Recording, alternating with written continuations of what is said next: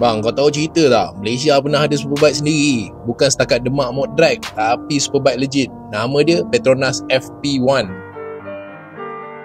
Tahun 2003, Petronas bikin jentera padu ni untuk World Superbike. Kerjasama dengan Suter, MSX UK dengan Carl Fogatti. 899cc, triple engine, body carbon fiber, suspension Öhlins, memang jackpot. Tapi nasib tak menyebelahi, sebab bila nak race, FIM tukar rules. Motor dah boleh setting 1000cc, tapi motor ni 899cc. Memang betiang lah kena tapau.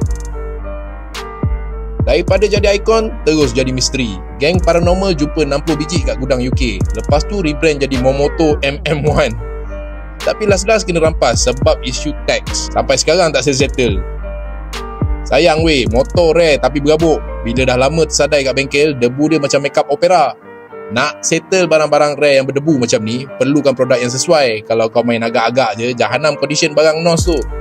Macam V1 Iron Attack di Greaser ni, sangat-sangat sesuai nak settle barang-barang NOS ni. Tembak kat cat tak rosak. Tembak kat rantai o-ring, getah tak jahanam. Tembak kat alloy, tak capuk-capuk. Tembak kat enjin, minyak balance, semua hilang. Apa lagi kau nak? Nak free memang tak dapat lah, tapi boleh dapat harga promo. Tekan link kat bawah ni, kita orang dah adjust harga.